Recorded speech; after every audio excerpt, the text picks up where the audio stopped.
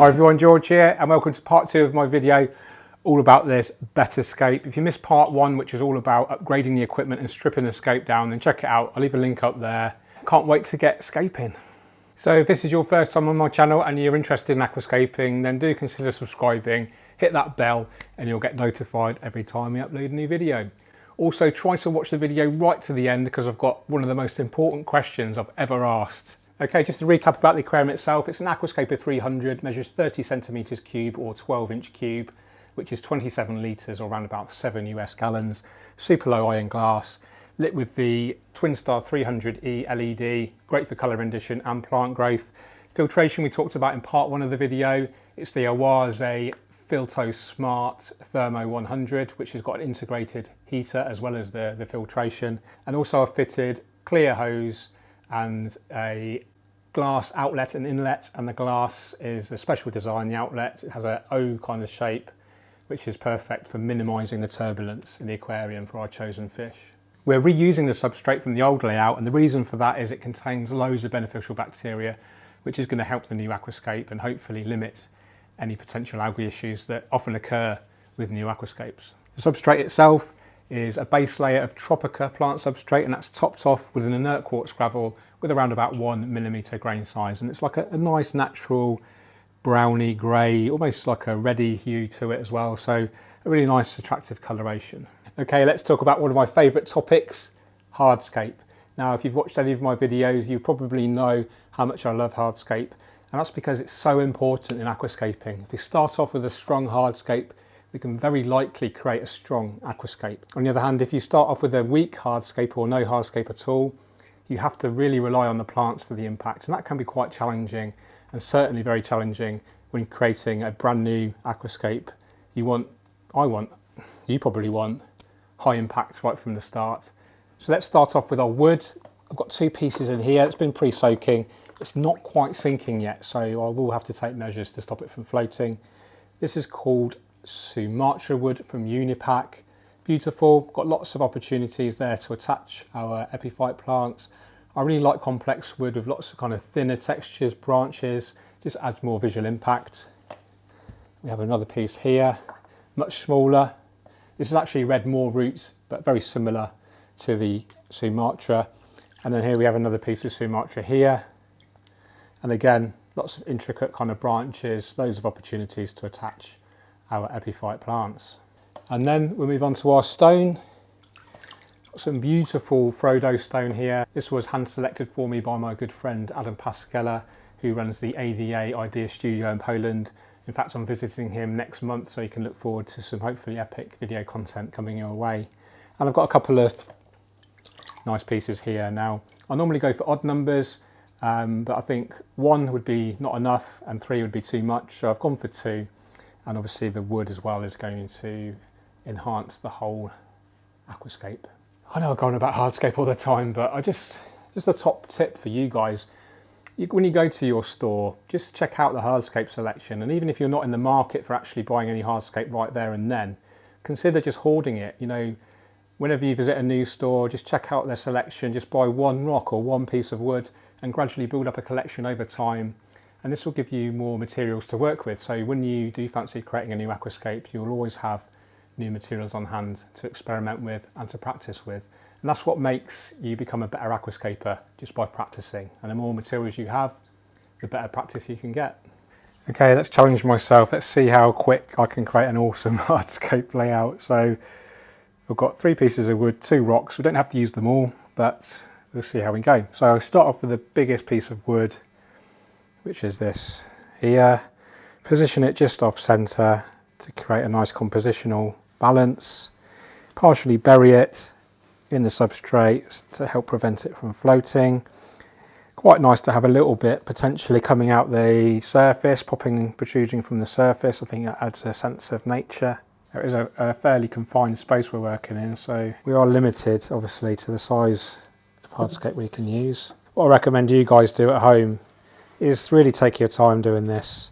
Some folk will take months literally just creating their hardscape layout. Now I do want to make sure it's not too close to the glass, because it can become really tricky for maintenance. And we will be attaching epiphyte plants as well, plants that attach to the wood and the rocks. So it's going to affect the whole balance, the whole composition of the layout. Same principle, add our largest stone first. This is going to be the most impactful stone. And just position that off centre as well. Rule of thirds is a good idea. Most of you have probably heard about the rule of thirds by now, if you've been watching any of my videos. If you haven't, just Google it, rule of thirds, really handy guide. And then our second stone, how's that look?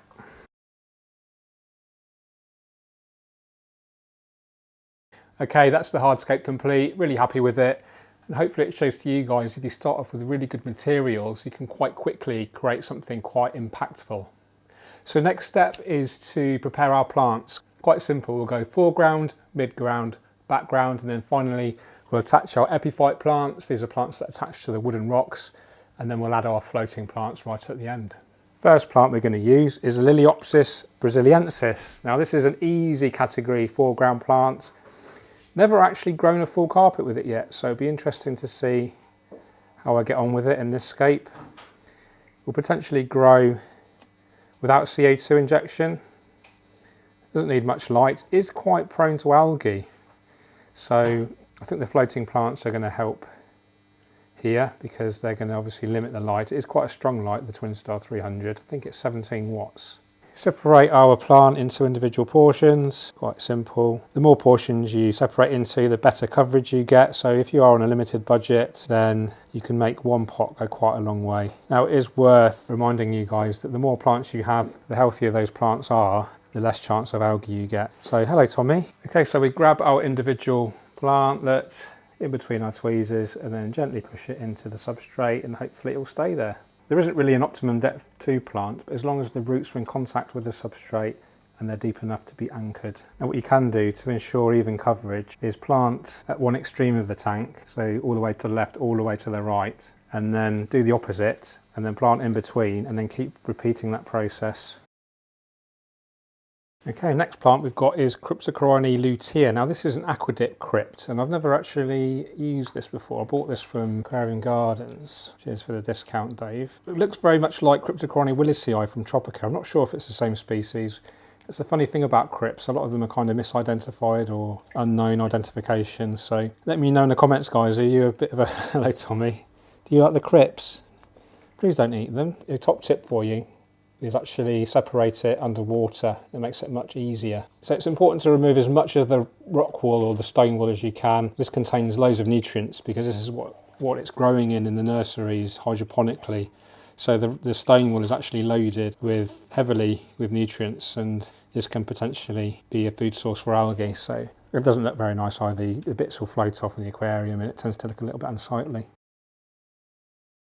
Now my good friend Yuri's has a top tip for you planting crypts. He actually trims the leaves off completely to the rootstock.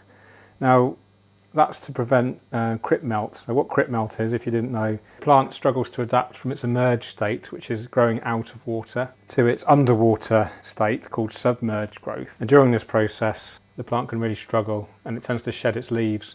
So in anticipation of this, you can actually trim the leaves right off and the new growth will be already in its submerged state. I don't really suffer from crypt melt that much. I must be lucky with my water chemistry. If you do find the roots are too long, you can always trim them back with scissors or simply tear them with your fingers.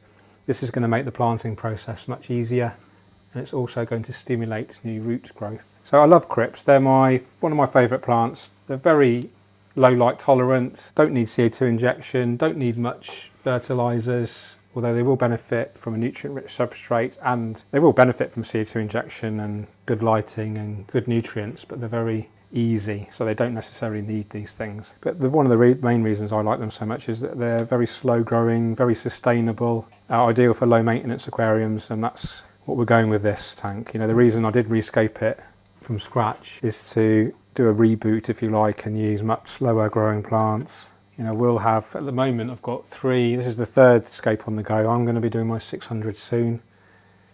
And I do have a boil bear. And then exciting news, hopefully I'm getting a Dua, D-O-O-A Aquaterra. So you might have seen one of my vlogs from the Swiss Aqua Shop in Switzerland. My favourite scape in the shop was a paludarium style scape, and hopefully I'm getting a brand new one to set up soon, so watch this space. Okay, next we've got Cryptocoryne nevellii from Aquafleur. Again, this is from Aquarium Gardens, and again it looks very much like Cryptocoryne willisii from Tropica, although it's a bit bigger. So I'm very curious to see how these do grow long term. Top tip, if you do see the yellow leaves, remove these. Otherwise the plant is going to put lots of energy into trying to repair these leaves, where it should put the energy into growing new leaves. So this is going to go into the background, and it's going to be obviously a very crypt dominated layout. Nice and easy, nice and low maintenance, won't need trimming for months. The only real maintenance that will be needed on this tank is thinning out the floating plant, but that's such an easy job. It's literally a case of scooping your hand in there and taking out the plants as necessary. I'll talk more about the floating plants later. Hello Tommy. I think Tommy is very much interested in aquascaping as well. So you know the drill by now. Simply pop our plants in the background there in the open space. We've actually got loads, so we can plant really densely. Now it's time to mist our plants just to stop them from drying out too much. So that's our substrate plants planted. Lilaeopsis brasiliensis at the front, foreground carpeting plant, and then 2 species of Cryptocoryne in the midground and the background, the lutea and the nevellii. Now it's worth noting that plants can take their food in, their nutrients in, from 2 sources. The first is from the substrate, and we have a nutrient rich substrate here. And the second is through their leaves, and that's why we need to add a liquid fertiliser. In this case I'm going to be using Tropica Specialised nutrition, and I'll be dosing just 1 squirt every day. So this ensures the plants are really healthy, really well fed, because they're taking the nutrients from their roots and also through their leaves. The better the plants are fed, the more healthy and more robust they grow, and the better chance they have of fighting off algae. Now it's time to plant our epiphyte plants. So I've got some Anubias Petite, which I've already prepared. And we can just wedge this in strategic positions between the wood and the rock, and as it grows the rhizome and the roots will creep over the wood and the rock, and it will self-attach no problem. Now Anubias does like to be shaded. This is why their floating plants are definitely a good idea. Now if you did want to attach the Anubias in other ways, if you didn't have areas where you can just wedge in the plant, you can use super glue, which is perfectly non-toxic. You need to use the cyanoacrylate type, and ideally I'd recommend the gel type, much more user friendly because it doesn't run so much. Okay guys, we're planted almost. We've just got the floating plants at the end, and we'll do that once we've filled up with water. Regular viewers to the channel will know exactly what comes next. Let me go and get it. Do red colander.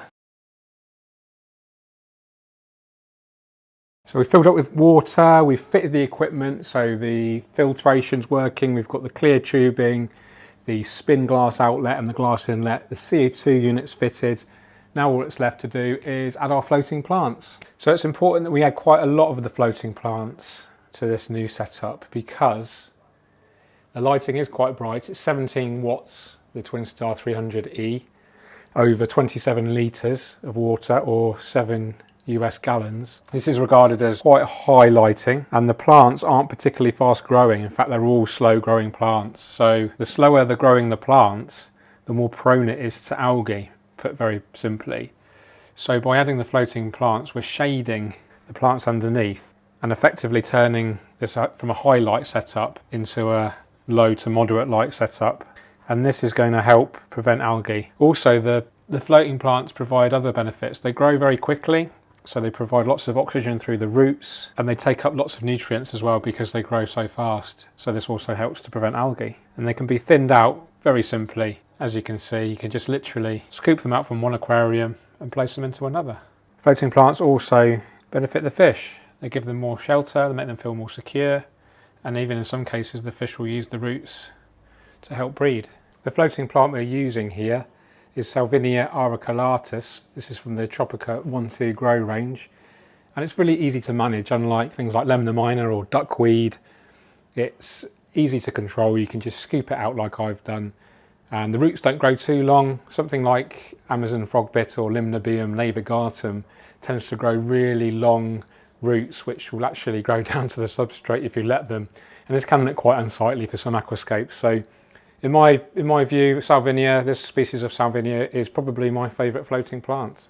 So there we go guys, that's the scape complete. Really happy with it, really happy with the equipment upgrade. So shout out to Oase for supplying the FiltoSmart Thermo 100 with a built-in heater. Runs really quietly, seems the flow rate is perfect using this spin glassware, and the CO2 is getting distributed around perfectly, so really happy with it. The floating plants are just moving around gently, so actually for me it's the perfect filter for this aquarium. So if you've watched all the way through to this point, you're probably wondering what this really important question is going to be.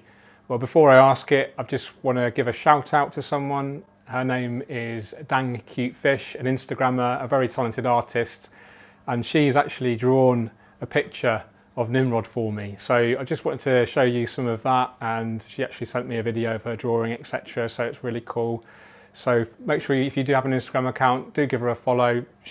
I think she draws a new fish every week. Really cool, really talented. Check her out and see what you think. So before I say cheerio, I just want to say thanks for watching. Hope you enjoyed the film. If you did, give you a thumbs up, share it if you can, that'd be awesome. And if you're new on the channel, don't forget to subscribe and hit that bell. So the final question I want to ask is, what should we do with Nimrod? Now, there's quite a few of you on the previous video on the strip down of this tank and the upgrade of the equipment were saying how Nimrod is really happy in his new home, and he is. You can see him. Actually, he's just there right now. And I agree. I think he looks great in there. He has a bit of red coloration, which is really useful because there's not much red in there otherwise. Should we put Nimrod back in there, or should we stock something else? And if we want to stock something else, what should we add? Maybe high-end shrimp, maybe another nano fish, maybe another Betta. Let me know in the comments. Always read your comments, always appreciate them. Okay, I'm going to go now. You take care. Keep on scaping. Cheerio.